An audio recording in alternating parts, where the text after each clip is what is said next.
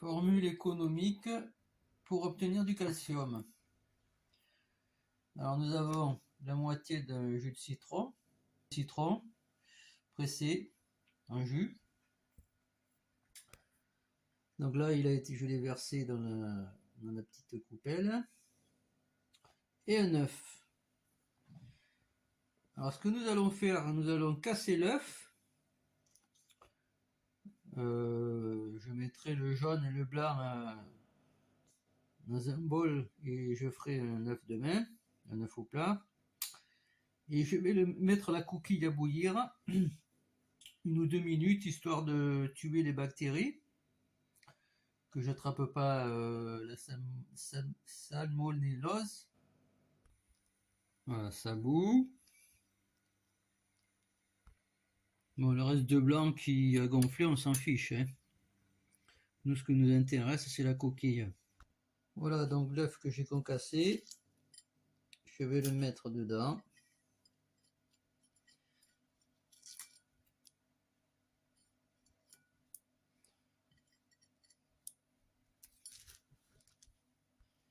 Je vais bien le tasser au fond, de sorte à ce que le jus de citron soit complètement par-dessus.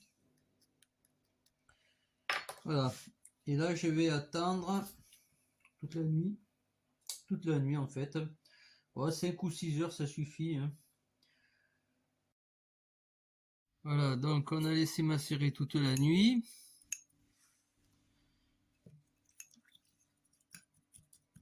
Voilà. On voit que c'est bien blanc. On va le faire couler à côté.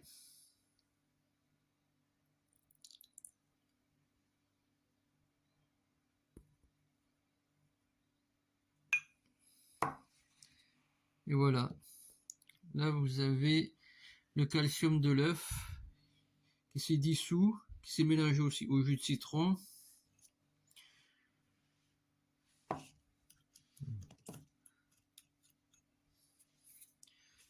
Voilà, il n'y a plus qu'à boire, hein.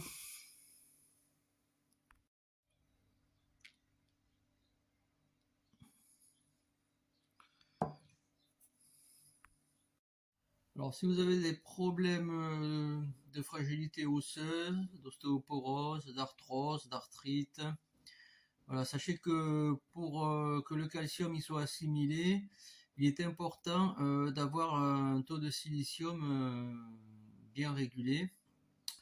Et la plupart du temps, lorsqu'on est en manque, en déficit en calcium, on a aussi un déficit en silicium. Donc voici une plante qui est riche en silicium, la prêle des champs. Alors moi je l'achète parce que la ramasser ici il n'y en a pas. Et puis il y a des variétés différentes et il faut pas se tromper parce qu'il y en a une qui est dangereuse. Voilà, donc je l'achète sur eBay, c'est pas trop cher. Par contre, il est conseillé de la mixer, de la réduire en poudre et de la manger de sorte à pouvoir bien l'assimiler dans le corps. Alors certains préconisent de la faire tremper une nuit pour que le silicium soit bien extrait. Et d'autres conseillent plutôt de la mettre en poudre et de la manger, de sorte à ce que ça passe plus facilement dans le corps. Donc moi ce que je fais tous les jours, je me fais un petit dessert pour chaque repas où je mélange donc la prêle des champs que j'ai réduit en poudre avec le pilon. On peut voir. Bon là elle est en poudre, mais bon je peux le faire un petit peu plus fin encore parce qu'on voit que s'il y a des gros brins, ça sera pas digéré, ça sera pas efficace. Donc il faut la réduire bien en poudre. Et ce que je fais, je me fais un petit dessert où je rajoute de la poudre d'amande qui contient beaucoup de calcium. Je rajoute du curcuma et son compagnon le poivre, car pour que la curcumine soit assimilée, c'est pareil, il faut y rajouter du poivre. Alors je mets un peu de sauce de soja ou un yaourt, et j'aime bien aussi, c'est de noix de coco, voilà, de la crème du lait de coco, du lait ou de la crème. Ça donne un goût sucré. Et je rajoute aussi un peu de miel quand c'est un petit peu fort. Là, je vais faire le mélange.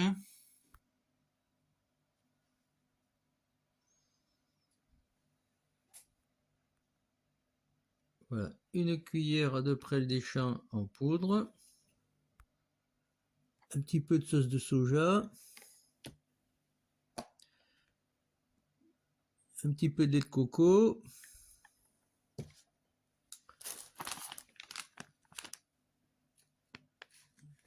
De l'amande en poudre.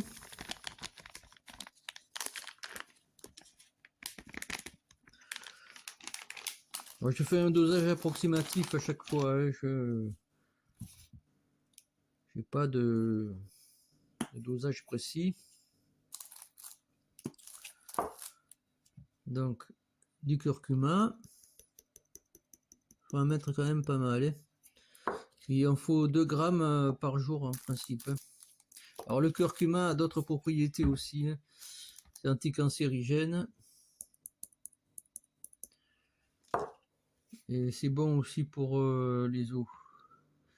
Donc, qu'est-ce que je voulais faire d'autre? Je vais remuer tout ça déjà.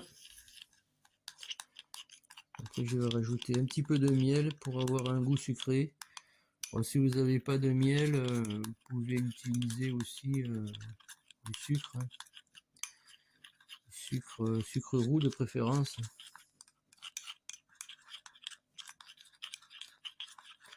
Vous pouvez mettre un peu de jus de citron aussi. Le citron, c'est pas mauvais. C'est bon pour relever le pH. Relever. Pour harmoniser, on va dire. Un peu de miel.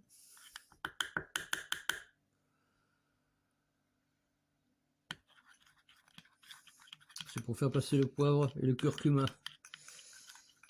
Le poivre et le curcuma, c'est quand même assez fort. Alors, si vous avez des problèmes de digestion, vous pouvez rajouter du gingembre. Vous pouvez rajouter différentes épices. Les épices ont des propriétés intéressantes.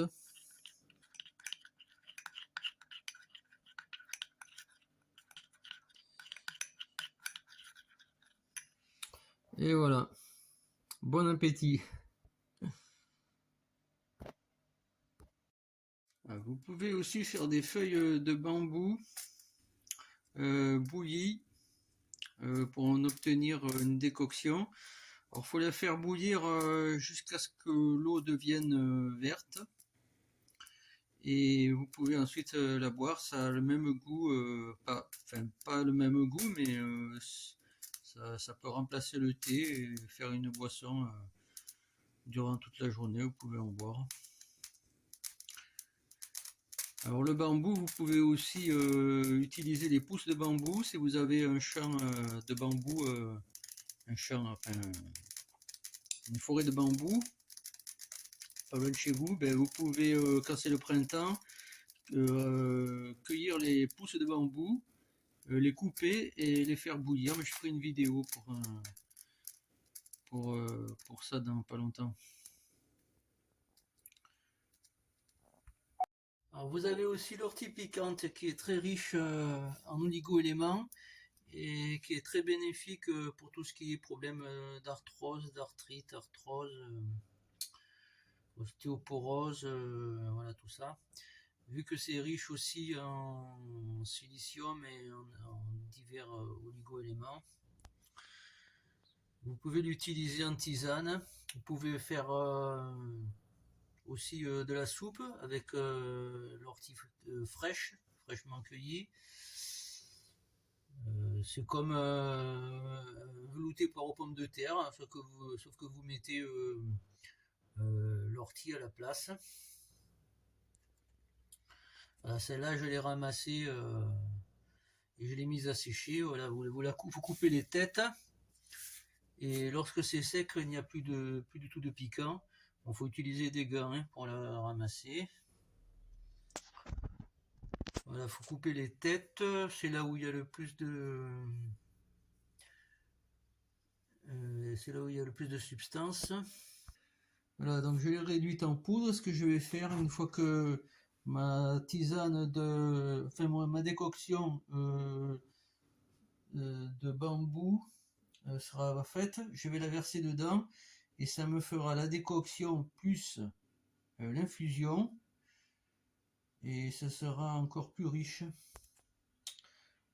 pour le silicium. Voilà, ça commence à bouillir. On va laisser bouillir comme ça 2 à 3 minutes, histoire que l'eau devienne verte, qu'elle prenne la couleur des feuilles à peu près. Hein.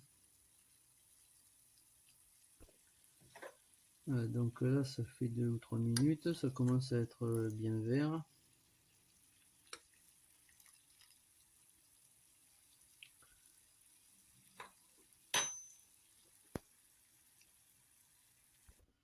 Voilà, il ne reste plus qu'à verser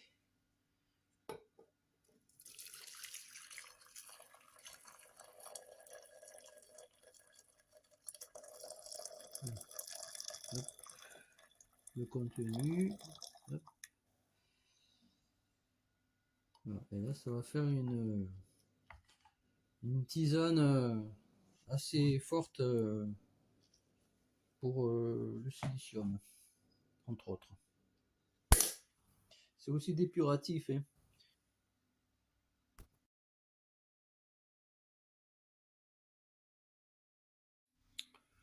Alors, on va verser.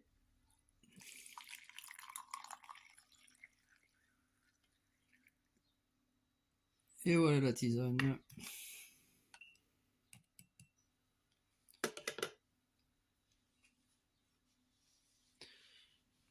Oui, il y a des petits bateaux, mais c'est pas grave, hein. Ça sera digéré.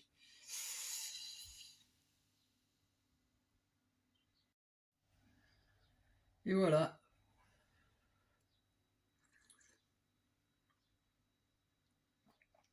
Ah, ça va, c'est pas mauvais. Peut-être avec un peu de miel. Parce que c'est vrai que le côté un petit peu âpre pas du bambou, mais de l'ortie piquante, on le sent.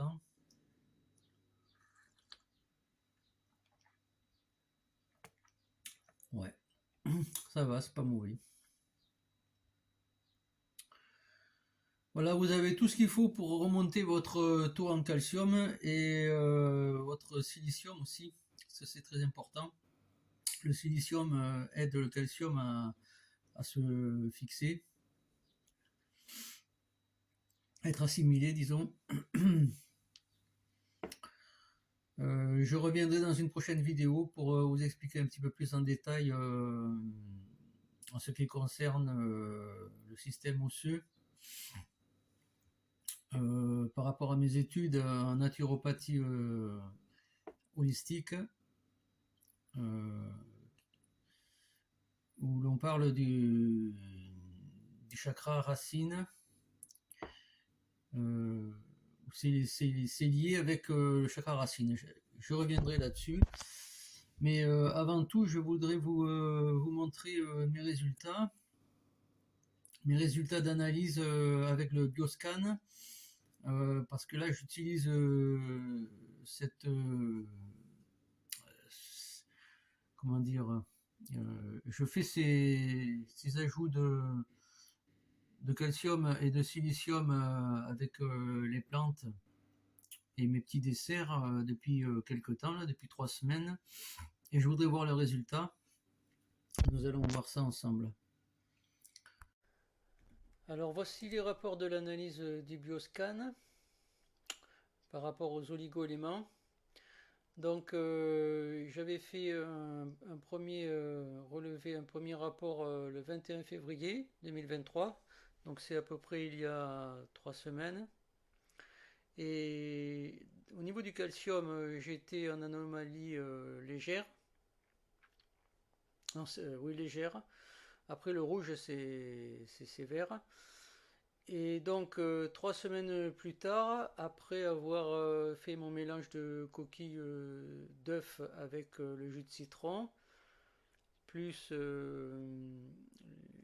l'amande en poudre avec mes desserts, voici le rapport.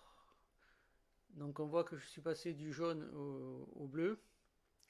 Je suis passé à 0,833 alors qu'il y a 3 semaines, j'étais à 0,744.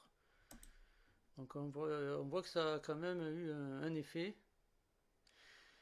Et par rapport au silicium, avec ma plante, la prêle des champs, j'étais à 1,061 le 21 février et je suis passé à 1,060. Il faut savoir que le silicium, c'est quand même assez lent à remonter le taux, ainsi que le calcium. Faut escompter avoir des résultats intéressants au bout de 3, 4, voire 6 mois. Hein. On peut voir cardiovasculaire. Voilà, ça va vite. Faire page par page. Fonction gastro-intestinale. Fonction du gros intestin. Fonction du foie. Tiens, là, il y a quelque chose qui n'est pas terrible. Ouais. En ce moment, la digestion, c'est pas facile. Fonction du foie, c'est bon. Fonction de la vésicule biliaire. Fonction pancréatique. Fonction rénale. Fonction pulmonaire. Le cerveau. Densité minérale osseuse.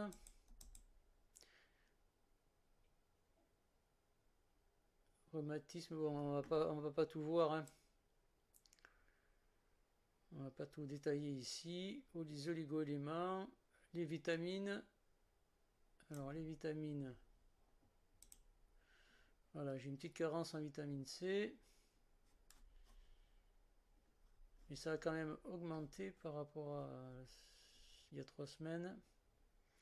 Bon voilà, c'était le rapport du bioscan. Pour ceux qui n'ont pas vu l'analyse avec le bioscan, je vous mets le lien dans la vidéo, sur une vidéo que j'ai faite de présentation du bioscan, cet appareil qui permet de scanner le corps de manière très quantique, quoi, on peut dire ça, avec des micro-courants qui permet de savoir où c'est qu'on en est au niveau des oligo-éléments, au niveau des vitamines, mais aussi bien d'autres choses, au niveau du cœur, au niveau du système rénal, au niveau du sang, au niveau plein de choses. C'est 52 rapports très intéressants qui vous permettent de savoir où c'est que vous en êtes.